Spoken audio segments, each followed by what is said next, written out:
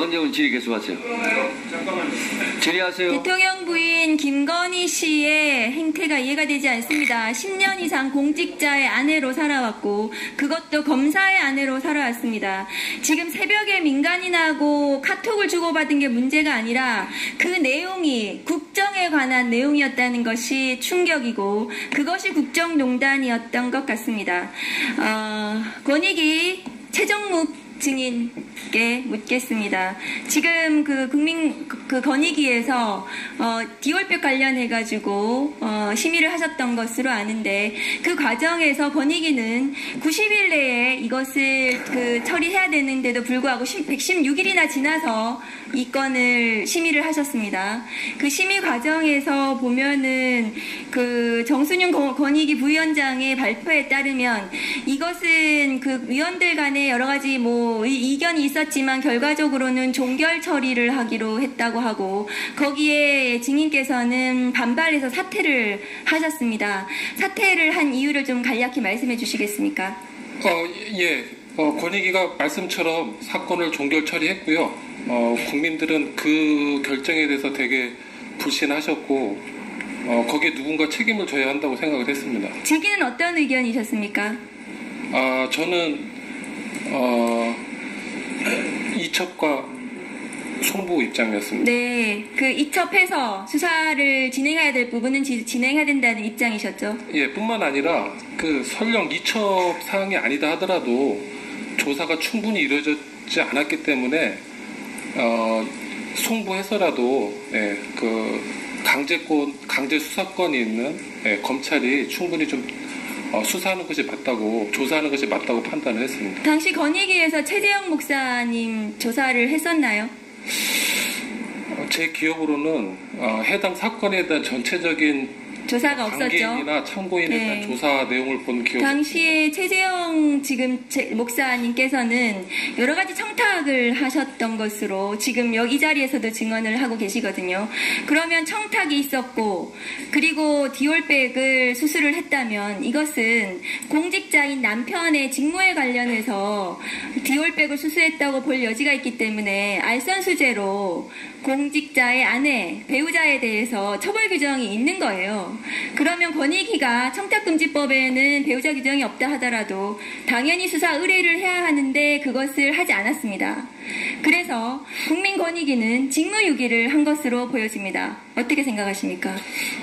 이후에 제가 좀 충분히 진술할 기회를 별도로 주시면 그것과 종합해서 진술을 좀 하고자 합니다. 저희가 아시겠지만 합의제 행정기관입니다. 15명이 각각 15분의 1의 책임을 지는 기관이고요. 그래서 저도 10분의 1의 책임을 지고 나온 거긴 합니다만 그런 합의제 기구라는 특징을 좀 이해해 주시면 감사하겠습니다. 네, 지금 보시는 것이 지금 국민권익위의 매뉴얼입니다. 알선수재로 이것을 이첩해야 되는 것이 2017년도의 국민권익위 매뉴얼입니다. 매뉴얼이 제대로 지켜지지 않았고 직무유기에 해당합니다. 최재형 목사님 증인, 최재형 증인께 묻겠습니다. 지금 증인께서 여러 가지 청탁하신 민원이라고 보훈부 지금 직원을 말씀하셨는데 그것은 김건희 씨 직무입니까? 대통령의 직무입니까? 예를 들면 사후에 김창준 의원의 사후 국립묘지 안장이라든가 국정자문위원회 위촉이라든가 이런 것들은 민간인 김건희 씨의 직무입니까? 아니죠. 그러면은 비서에게 그것을 얘기를 하고 김건희 씨한테 대통령 부인에게 보고가 되고 그러면 대통령 부인이 보훈부에 지시를 할 수 있습니까? 없습니까? 없습니다. 그것이 국정농단입니다. 그렇습니다. 그러면 김건희 여사는 남편인 대통령에게 얘기를 했을까요? 안 했을까요? 안 해도 본인의 비선 라인으로 충분히 국정은 작동되고 있었습니다. 제가 볼 때. 그 대통령도 제외하고 그냥 혼자서 국정을 왔다 갔다 그냥 김건희 지시를 여사가 합니까? 거의 대통령의 권력을 본인에게 집중하고 사유하고 하셨죠. 예. 네, 보훈부 사무관께 묻겠습니다. 서기관이신데요. 지금 저렇게 디올백을 받고 본인에게 이것을 검토시켰다는 사실 알았습니까? 전혀 몰랐습니다. 만일에 누군가가 디올백을 주고 나서 이거 국립묘지 안장 알아보라고 했다면 본인 알아봤겠습니까? 이게 디올백을 받은 대가로